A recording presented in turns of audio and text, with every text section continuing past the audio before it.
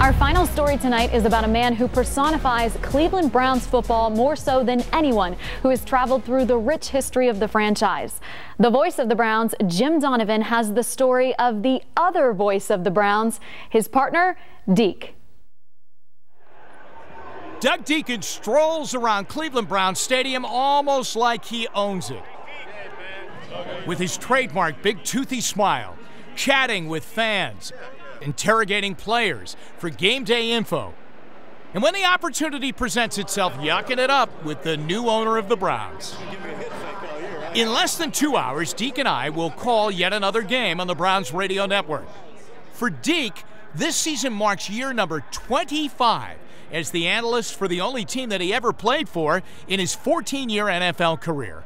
All total, my partner Doug Dieken has been married to Cleveland and the Cleveland Browns for 41 years. Deke, tell me about Streator, Illinois. Where is it? What is it? And what was it like growing up there? It used to be the glass container capital of the world. Well, I knew that. Yeah. It's the buckle on the corn belt, where all the railroads meet. Actually, it's a, it was the glass industry was a big part of it, but for the most part, agriculture surrounded it. And it's about 90 miles southwest of Chicago. It's right off of 80, maybe 16 miles, and it's about 100 miles south of there is Champaign, where the University of Illinois is. So the agriculture business, is that the business that your family was in? Yeah, my dad was a farm manager. He was one of the initial farm managers, and he built up a nice business.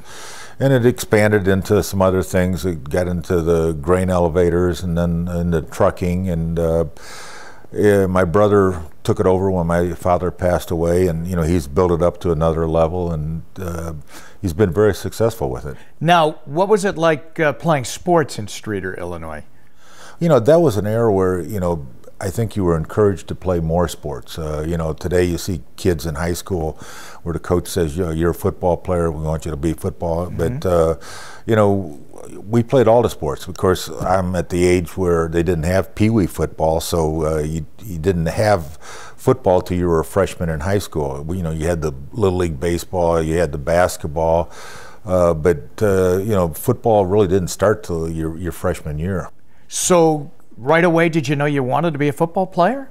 No, my older brother was 6'9", my mom was 6 foot, my dad was 6'6", and my older brother didn't play football, so the basketball coach, seeing that, said, grabbed me, and he wanted to make sure I was going to play basketball. And I was more of an athlete than my brother. Really never played the sport, so he says, I want you in shape when you come out for the basketball season, so I either want you to go out for cross country or football. Well, that wasn't a big decision on my part, so I went out for football, and as it turned out to be the better sport for me in some ways. All right, so how did Illinois come about then? Well, I got recruited by a guy named Pete Elliott, and Pete was one of the classiest guys that I've ever met. I think I'll often say, maybe an athlete could say no to him, but the parents couldn't. And both of my parents were Illinois graduates, and so he recruited me as a junior, and so I said, yeah, sounds like a good place to go. But I looked at the other Big Ten schools. I went to Michigan, I went to Purdue, I went to Northwestern. And I just, decided, that's where I want to go. And it was a decision that at the time I didn't know what was going to happen, but it wasn't right after I had signed my letter of intent to go there. They went on probation for 4 years, and they removed the coach, and things got a little dicey down there. Wow. Now, everybody knows you as the left tackle here, but there you were a tight end, right? Actually, my sophomore year I was a starting wide receiver, and that might be an indication of how bad we were. But it was one of those where that damn probation, boy, I'll tell you. Yeah, I was too late for the money at Illinois and too early for the money in the NFL. It's all about timing. But it was. I was a wide receiver, and then my junior year they moved me into tight end. And actually, one game I punted because our punter had gotten hurt in a car wreck, and the backup punter was the running back, and he got hurt in the game, so I ended up punting. But we were not a real good football team. I think our 3 years that you could play on the varsity, we went 1-9, 0-10, and 3-7. Wow, unbelievable. But were you thinking all the while, I have a chance to play in the NFL? You know, I never thought about it. It was one of those where I was just playing football and trying to play as, you know, well as I could, and I don't think it had the magnitude back then that it does today, where everybody, you see the draft shows, and you know, they have the scouting reports, the magazines, where you're going to be drafted and all that. And in my senior year, they fired the coach in the middle of the season, and we were getting ready to play Ohio State, and that was Woody Hayes' great team of Kern, Tatum, Brockington, Stellwagen. And so one of the coaches before the game says, you know, hey, we fired the coach. They fired the coach. Do you think you ought to tell the team? I said, no, I just saw him in the kitchen. He says, no, after the game tomorrow he's gone. I said, yeah, you should. So we actually had Ohio State down by about 3 points at halftime. We lost by a couple of touchdowns. So after the game, you know, I was one of the captains, and I walked into the locker room and I said, okay, guys, coaches, will you leave? And the coaches left, and I said, coach isn't here on Monday. I'm not going to be here. Anybody want to go? And everybody raised their hands. So we went out on the strike and sent a letter to the athletic board, said they misjudged the situation and thought they should reevaluate it. And so we were going to play Purdue the next week for homecoming, so we kind of had him, you know, in a tight place. And so they rehired him, gave him his dignity back, because it was the first time a coach had ever been hired in the middle of a season in NCAA history. And you know, we went over Purdue, we beat them for their homecoming, and you know, it was one of those moves though, after you looked at it, you said, you know, I don't know if this is going to help my draft status. You know, it's just kind of a rebel type move, but it's, you know, I look back, everything I've done in athletics, more proud of that, because it's a loyalty factor that, you know, I think sports has kind of drifted away from. Yeah. Who was the coach? Jim Valek was the coach. He had actually recruited me at Army, and he came in, and you know, he came in probably March. So my recruiting class was just absolutely. I think out of 30 scholarships, only 4 or 5 guys lasted the entire 4 years. Tell me about draft, when you've got the news that you got drafted. You know, I only remember one scout. You know, obviously when you're a 1-9 or 3-7 team, there's not a lot of scouts that come through the school.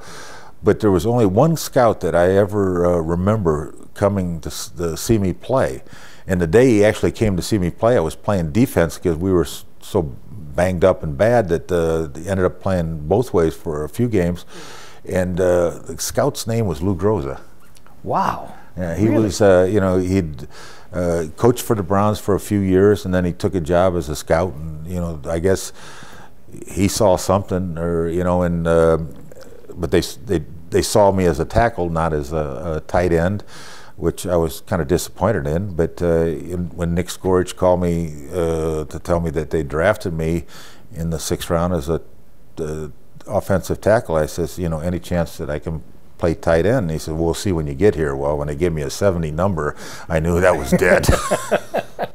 So, I mean, Lou Groza was a great guy. Oh, Lou. So, I mean, you have to be really kind of thankful to him, right? All through your, the years of knowing him. But I mean, he was just a great guy. He was, I think, one of the greatest ambassadors for the Browns football. I mean, he enjoyed being a Brown, and you know, he was a guy that if he was out to dinner and somebody came by and, you know, asked for an autograph, Lou'd say, sit down and have dinner with us. I mean, that's, you just don't find people like that anymore. When you joined the Browns, where were they at that point? They were still a number of the really good players from the great teams left? Yeah, you know, I caught the tail end of the '64 championship team.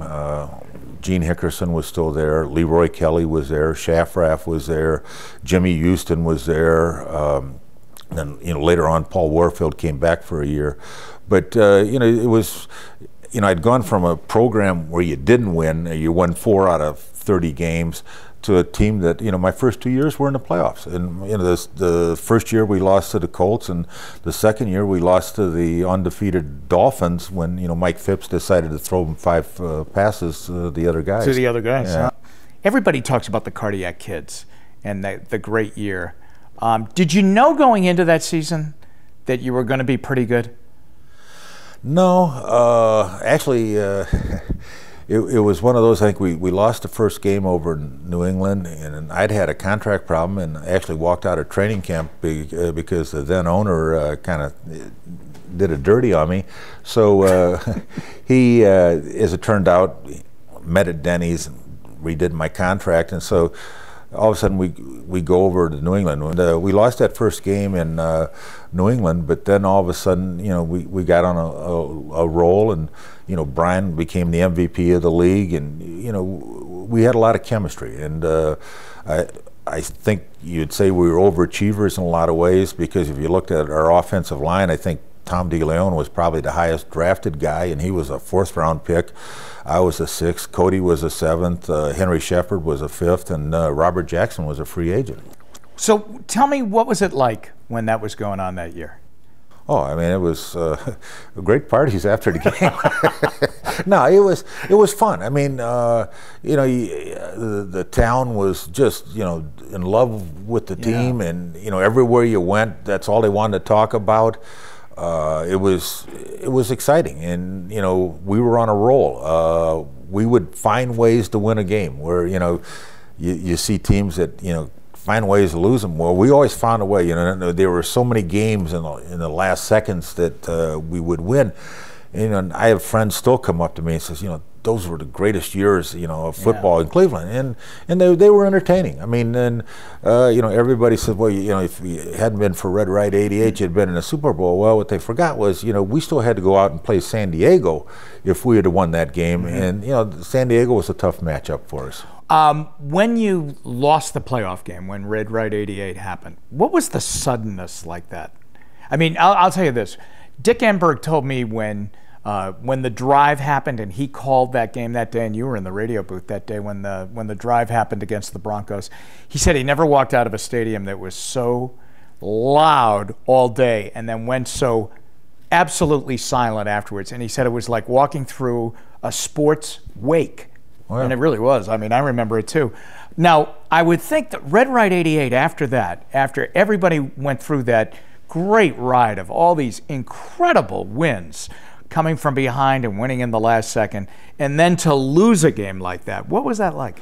Well, it was like he described it. It was almost like you were at a rock concert that all of a sudden you had a power failure, and it just went dead silent, like this couldn't happen. And we'd missed a couple field goals earlier in the game. It was the conditions were at 37 below wind chill factor. Paul McDonald had some trouble holding the ball because he was wearing gloves, and so we took one more shot, and we'd kind of lived by the gamble, and at that time we died by the gamble, because Mike Davis, who probably had the worst hands on the Raiders' defensive secondary, catches a brick in 37 below temperature, so it wasn't our day. Did you enjoy the fact, I mean, that when you took the broadcasting job and when you went up to do the analyst job, did that was it great still being around the building? I mean, you're at practice every day, you're at the press conferences with the coach, you're in the locker room. What was that like? Well, there was a little bit more freedom back then. The press conference in the locker room, you just walked in the locker room. There wasn't this time that you could go in, here's your 15 minutes to go do it. And, a lot of the coaches were coaches that were there when I was there, and a lot of the players I'd played with. So, you'd go up and, you'd talk to them, you get your information, and that was it. Now I think, sometimes the players perceive you as the media, and they're not sure what they can say to you. And it's like you got to establish these friendships and credibility and trust. Yeah. And I think every year you have your guys that you talk to, and if you find the guy, like for me right now, Phil Dawson is a guy that when I go to talk to Phil, I know what I'm going to get. I'm going to get the straight scoop. Sure. This is what he feels. This is what he thinks, and you grow a lot of respect for those type of guys. And you find out who the leaders. I mean, Sheldon Brown is one. There's Mike Adams was one guy I used to always enjoy talking to, but there's been a lot of other guys in between. Did you make peace with Art Modell, or did you have to make peace with Art Modell? I didn't. Art and I would fight when I was playing, and Art respected he was the guy that if I got hurt, he didn't know if I was going to play. I'd get 2 or 3 phone calls during the week. How you doing? You gonna be okay? You gonna be ready to play? Yeah, I'll be there, Art. Don't worry about it.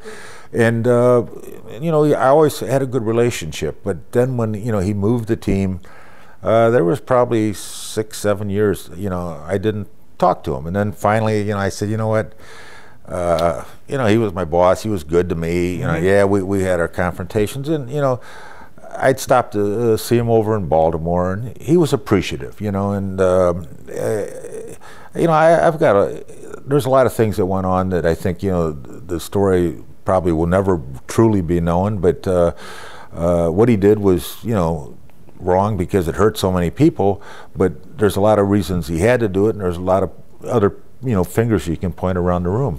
I think the neat thing is, and you've said this before when we've spoken together with groups, is that when we do the games and when we're up there doing the games, it's almost like we have two seats next to each other in the dog pound or in the upper deck. I mean, that's how you do the game. You do the game like we're two guys watching the game and we're talking about the game. Yeah, you know, and when I first started, the booth was up on top of the roof, and, and got a little shaky with those crowds when it started trembling and things like that. And they didn't have really indoor plumbing, but up there that was the same. Right next to you was the booth where they filmed the game. So you were looking at like watching film on Monday morning, and of course now everything is DVD and things like that. But I go back to the era where when we played, if you know, Modell, the only time you'd get the game in color was Pittsburgh. Otherwise, you watch it in black and white. But that kind of is dating yourself. But no, it's one of those things where, yeah, you're sitting with somebody for 3 hours, and you know. Of course, you're totally different than me. You know, you're up dancing around and, you know, got everything going, and I'm just sitting there trying to make sure that I'm got all my fluids in me. And and you do that well. I get very hydrated for the games. You are the most hydrated guy in the NFL. Well, but you know, you never have cramps in the booth. No, you know, in the booth you know, we're the guys who are here, and you know, for so long, Dick Goddard was, you know, there with us, and you know, you get different spotters, and you know, it's like the game. There's teamwork that's involved. Sure. I mean, I don't think people really understand you know, how it involves unless you've seen it. But it's nice to be part of a team that, you know, functions so fluidly. When you you know, I have often introduced you as a true Cleveland Brown. I mean, you have done it all. You have played for them. You have broadcast for them. I mean, how many? I mean, the amount of years that you have been with the Cleveland Browns. I mean, I don't know if guys will ever do that again. You know, being with a franchise for as long as you were. Well, and are. You know, I think Sonny Jurgensen's probably been around longer than I have, but yeah, you know, life's all about time, and I just happened to get in the right place at the right time, and very lucky. I mean, very fortunate because, you know, yeah. Football, it was a job, but it was a fun job. Yeah. Broadcasting, it's a job, but it's a fun job. But both of them are more fun when you win.